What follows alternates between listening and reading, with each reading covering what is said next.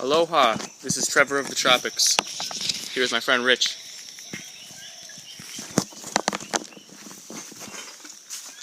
Aloha. Where's the camera? Right there. Alright. So, we're going to show you around to inspire you to live a more green, healthy lifestyle. Rich, I know, just maybe for a second we could talk about your diet. You are also eating a frugivorous diet? Yeah. Yeah, so just wanted to put that out there. Living in the tropics, frugivorous diet, this is what I want to stress and show the importance of in this video. So, without further ado, yeah, you want to check out what you got growing on here? Yeah, alright. So, this is the entrance here. And,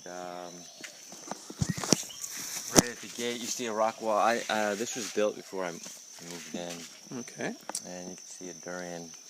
On the inside is basically for what I call the private life. And then there's a durian on the outside, and that's what I call the public life. There's the polarities between, your own personal space and then your communal space. So that's symbolic to me that we'll have two durians here. And of course we'll all share all the durians, but it's symbology that there are these two ways of life and we have to honor them both. So this guy actually came from a seed from Thailand. It's a gangyao. Wow. Gangyao. And we've been throwing lots of shells on there. This is like the 4th level. It's like a sandwich in there. We would throw durian shells and leaves on top, and durian shells and leaves. So this is the 4th time we're doing that. You can see the shells all over, guys. Pretty impressive. And, they take 10, 15 years to produce from seed, sometimes longer than that. But they live to be a few hundred years old, so in the time span of the tree, it's not that long. In human life, it takes a little bit longer, but I think it's worth the wait. And I've been filling that. That was a big crevice, puka, they call it in Hawaiian. So I've been filling it in. That's all soil now for the durian. Because out here in Hawaii, in Puna especially, it's rock. You just go down in the rock, so you have to build up the soil. I threw an abu in here. It wasn't doing too well because you see this tree that got topped is a hollow tree. And the same over here, these are hollow. They brought them in. You can weave the hollow leaf into make baskets and flooring. And this whole area actually was hollows, but I've been cutting down and phasing them out using for mulch. Oh, okay. And yeah, so the hollow trees there's debate on whether they're here already or if they came with the canoe plants, but they serve a great purpose, but they take a lot of the light. They're very dense and heavy, and the root systems are pretty strong, so they don't intercrop with fruit trees very well. Hollow trees growing, you want fruit trees growing, you have to remove the hollow trees or trim them up a bit. But they're useful to have, so some places I want to leave them. They are very useful for, like you said, weaving and weaving baskets and weaving floor mats and such. Yeah, there's some great books you can read on that if you're interested in doing everything by yourself in a permaculture style. Check out the hollow tree and I know coconut fronds. They work well as well. Yeah, and the mulch building too. They're a little bit annoying to work with at first because they have these rated edges on them, and you walk by. Can you get in on that? Oh, and you walk by and you'll get them stuck in your toes. You walk in barefoot or they're in the edge. I don't know if the camera's good enough. Fingers. But after they do break down, they get to be really rich. Right behind you have this mango tree, which is another amazing mulch builder. The mango likes it to be dry, hot and dry. For the fruit, like in Puna it rains quite a bit, so we don't have very good mango fruits in this area, in this region. They grow really well on the opposite side of the island, the drier side, on Kona side. But we have ginormous mangoes growing out here, and what they do is they drop their leaves twice a year, so that's mulch, and they drop limbs, and those rotting limbs are really rich. So I like to have mangoes over here for mulch building, soil building, and for shade, canopy trees. Yeah. Um, Yeah, I heard the buds, they get rained on. Is this what's going on? The buds of the mango tree get rained off, and then it's hard for them to grow or something? That's one theory I heard. That is, and there's a thing called, when it's too wet, there's a thing called anthracnose that gets on them and turns it black. So Oh, anthracnose. they really like it to be dry. Interesting. All right, so moving along, what do we have next on the list? Beautiful tropical things. We have amazing red flowers. Yeah, this is a hibiscus. Oh, okay. And there were several types of hibiscus planted here. You can see up here, it's like a pink cushion. Oh, wow. Really. Wow. Yeah. That thing is impressive.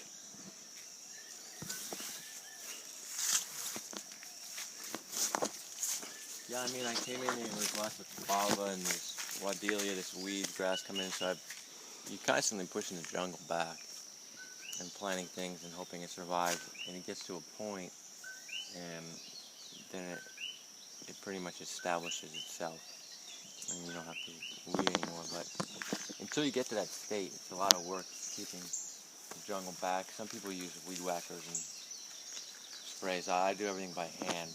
The only power tool I have with gas powered is a lawnmower, because there's an open area for lawn. I like to mow that area and then use that for mulch too.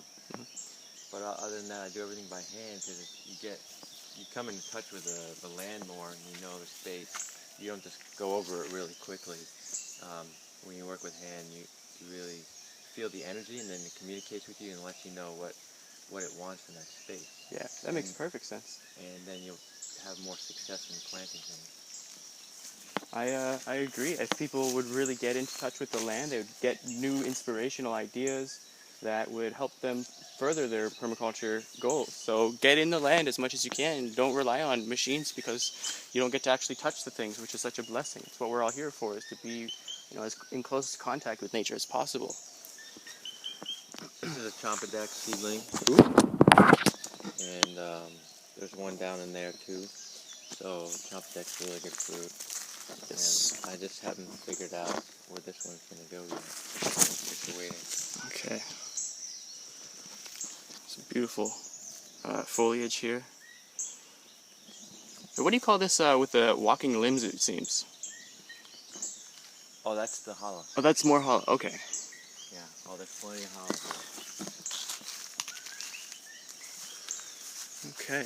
Moving right on. So when I moved in, I guess the first things I started planting with was a sugarcane. Here.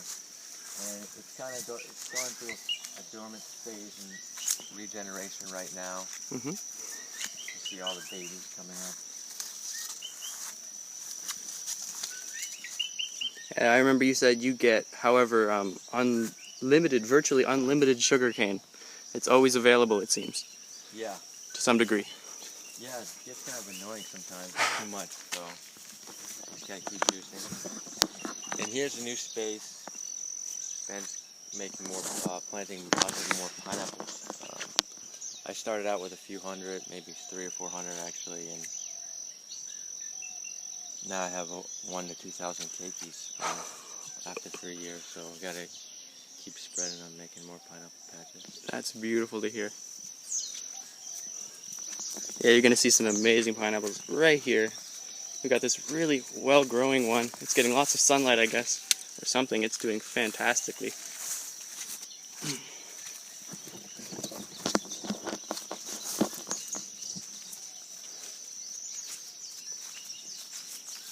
Yeah, these guys need very little care, and every summer you get fruit. That's amazing. I can see why the Hawaiians favored the pineapple.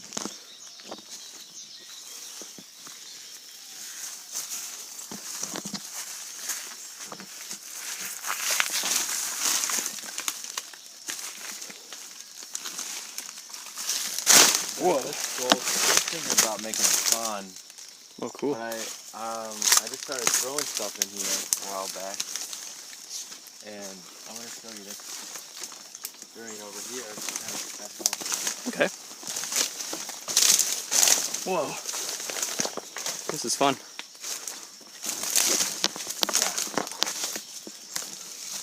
This guy, Derek, came from Philippines directly here. Oh, cool. He brought all these seeds from a marang, and rambutan, and durian. He had about 12 or so durians, and they all sprouted and started growing. Unfortunately, most of them suddenly just rotted out and died. I messed something up, and I had a few left, and I planted a bunch, and the other ones that I planted got uprooted by pigs and killed.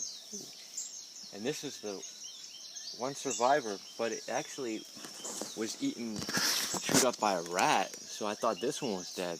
And it resprouted. So yeah, that's a big problem here in Hawaii is rats and pigs.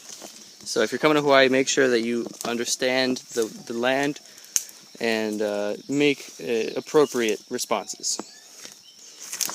So now this is the one survivor from all the durian seeds he brought, and someday this will make nice durian here. You see, it's pretty shaded at the moment. Durians like it to be shaded when they're young. Oh, okay. And then they get up there and they like full sun.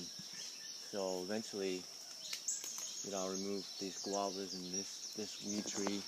The ohia I will leave, and the coconuts I'll trim up a lot. I love coconuts, but I definitely favor durian. Yeah, for obvious reasons. Alright, let's go up this way. You have shoes on, yeah? So Yeah, I got the nice watch 5 fingers. Watch the dragon fruit. Watch the dragon fruit, okay. Oh, there's the dragon fruit. It's a sharp thing. If you've never seen an actual plant of a dragon fruit, it's quite the spiky specimen.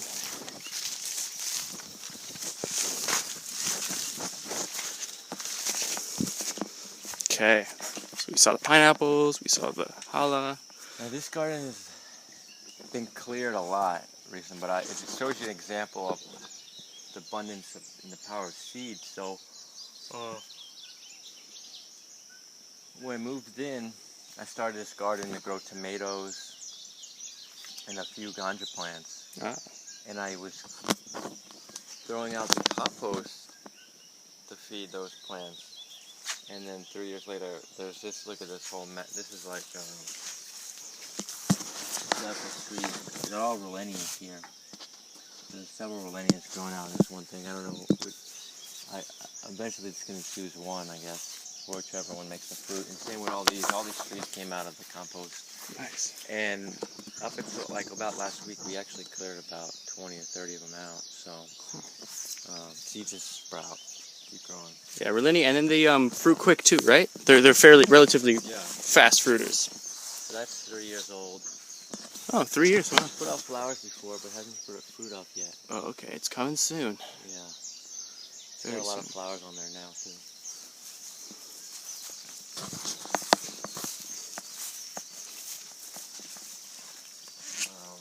Ooh, there's a lot of starters. Just want to check these out real quick. Yeah. Is that durian starting? Yeah. Yeah, I didn't know that. I never forget a sprout like that. Okay, yeah, I just wanted to get a nice little shot of that. Sorry, you were saying? My first tree that fruited was this Abbey over here. Oh, is this taro? This one. Oh, yeah, Abiu, sorry. And the funny thing, I planted the Abiu, and this Rolenia came out of there. I guess this Rolenia seed got in the Abiu pot. So now I have an Abiu and a Rolenia growing out of the same hole. Ooh. And they're both doing very well. Yeah, that's interesting. Maybe you could like intertwine, like, just The other thing funny idea. Random is I planted this plumeria. What's a plumeria? It's a sweet-smelling flower. Oh, okay. I think it's called frangipan, something like that in Australia. Frangipan. And from the plumeria, I guess there's a mame seedling, and this mame sapote tree came up. Oh, cool. So, A lot of these, these trees come up, they're underplanted. And you seem to be okay with that to some degree, right? Oh, yeah. Yeah, you're one with the uncertainty, and you work with it. So this is where I come every morning. The pooper. The pooper. You must have a compost toilet if you're going to be considering yourself a permaculturalist, because it is wonderful. If you're eating a healthy diet, then you have some of the richest compost for your plants, I believe. So, good on you for that compost toilet. And you have, that's what's called a double seater. So there's 2 seats. You use the compost toilet, half one of the compost toilets, and then you fill that up, and you obviously stop using it, use the other one. Well, the first one is decomposing, and it's a very low smell. We just walked in there, there's no smell whatsoever. So, try it out, look into compost toilets if you haven't heard about it already. Alright, more pineapples. Wow, I love seeing these little things just pop out of the plant. It's so magical. Like, beautiful color, look at that pink. That is amazing. So you get a lot of pineapples at one time of the year. Yep. Yeah, and you have to give them away to your friends and stuff. That sounds cool. Oh yes, here is the magnificent cane juicer.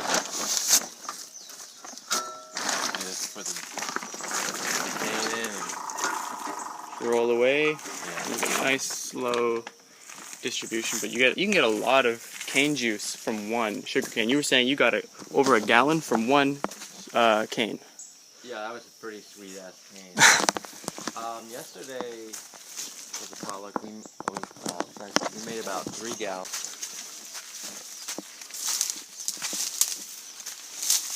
Okay. Papayas.